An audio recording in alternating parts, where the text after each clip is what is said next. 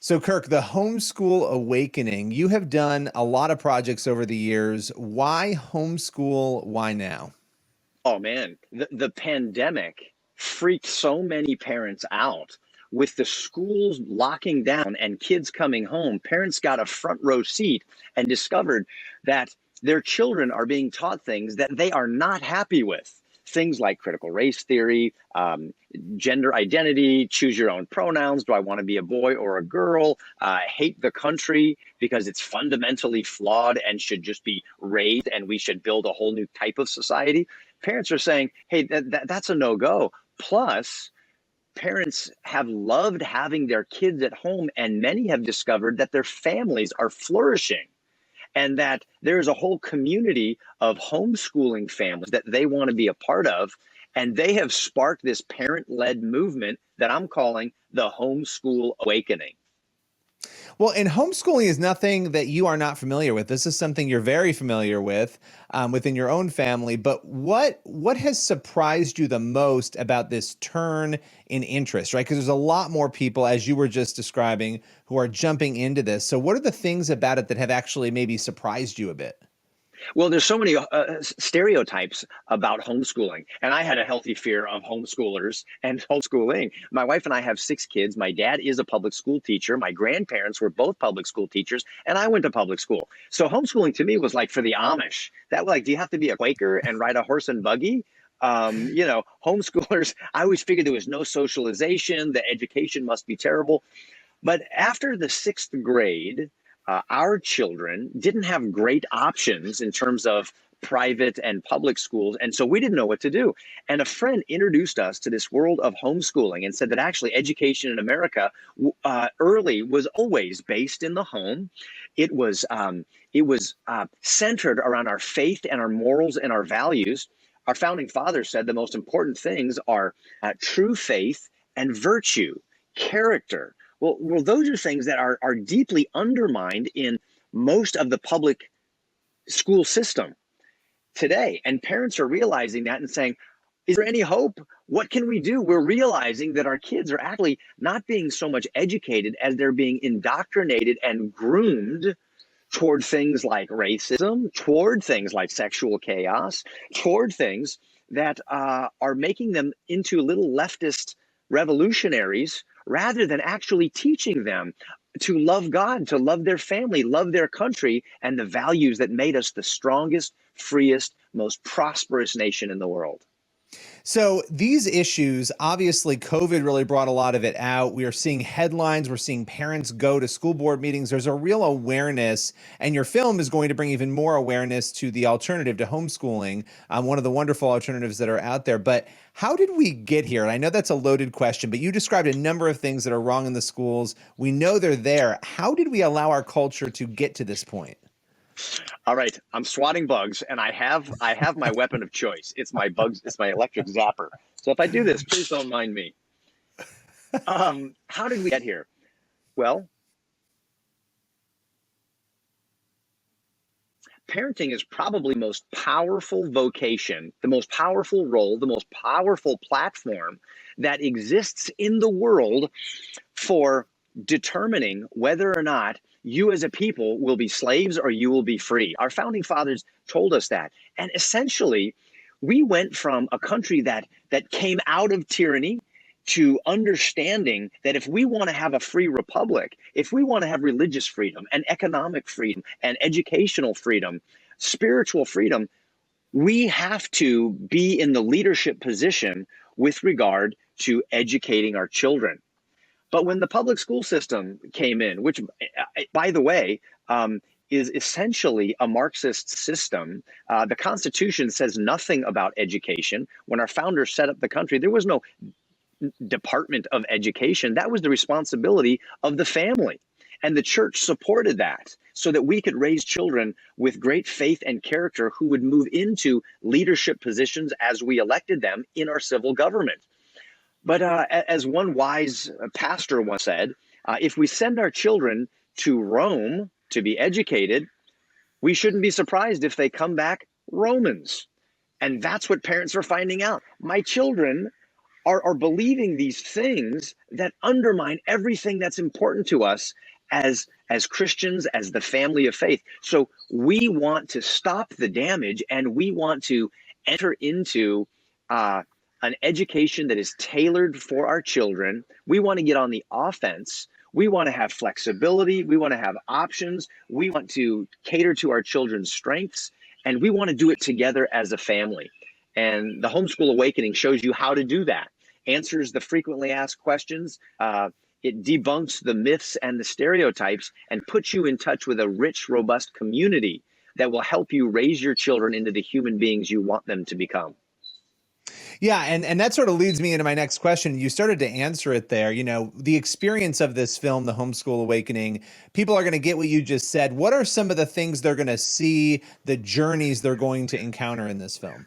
In The Homeschool Awakening, we actually follow about 17 families through their journey into the into the homeschooling world, and how they do it, how they some of them transform their homes, some of them take their schooling outside or on the road, and they show you how they've made it work for their family. Some families have special needs children. Some families they own their family business, and they bring the kids into the whole thing, and they're learning math and science and chemistry by running a pizza business or a restaurant, or learning how to fly airplanes, and learning how to run a gym. And in the context of their life, in the context of the opportunities and the gifts and talents, strengths, relationships, and resources that they have as a family, they're learning how to apply science and learn math and discover history as a lens through which to understand the future. And all of it is organic, right? It's no longer about sitting in a classroom where often you're being taught out for 7 hours a day.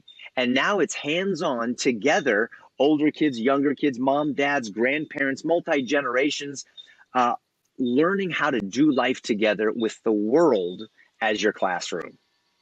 Well, you know, it's interesting because you mentioned, you know, the joke before about, you know, the Amish. Like, for a lot of people, homeschooling is such a foreign concept. And there are a number of people in the film who even say that I never could have imagined myself Right, doing this. I never would have thought I would have right. done this. What are some of the things that you think maybe are the biggest misconceptions, without giving it all away, but about homeschooling?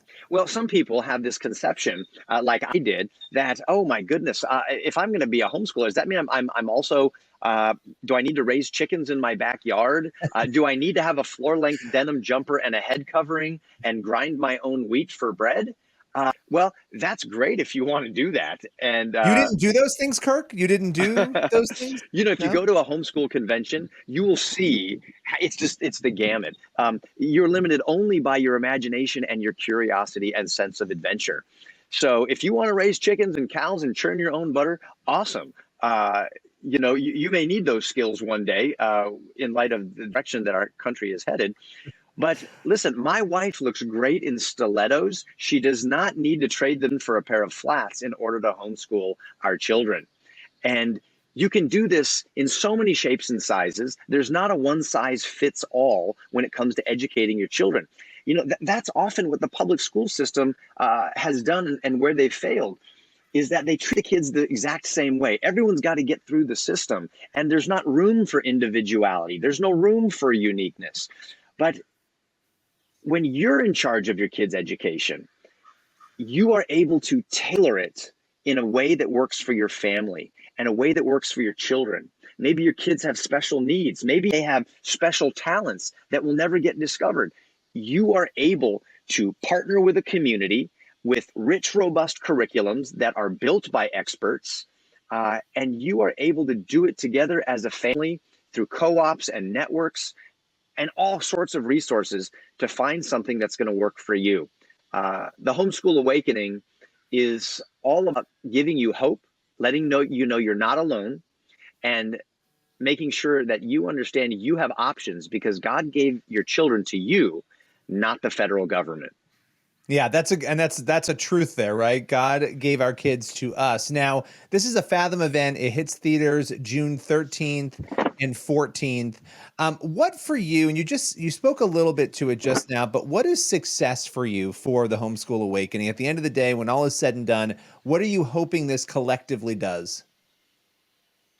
Well, if you believe that God gave your children to you, and that is the fundamental question that's being set before us right now, the real question is, do your children belong to you, or do your children belong to the federal government? Do you get to decide about their faith and their character and their education and set them up to succeed in the future based on your love for them and your knowledge of them?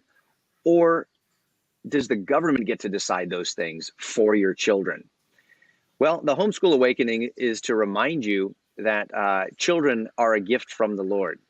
And what I'm hoping that you will walk away with is to know that you are not alone and that you are perfectly equipped and positioned to be the best teacher for your kids. I mean, you've already been doing it since they were born. You taught them how to walk. You taught them how to talk. You don't have a degree for those things. God has given them gifts and abilities and talents, and you are shepherding them and guiding them. And you're not doing it alone. There's so many other parents. There's so many other professional educators. There's so many schools and curriculums and organizations that are rooting for you, in your corner, supporting and encouraging you, to remind you that you don't have to be a prisoner in a system that's not working for you. You have freedom, you have flexibility, and there are tons of options so that you can give your kids the kind of education that you want to give them.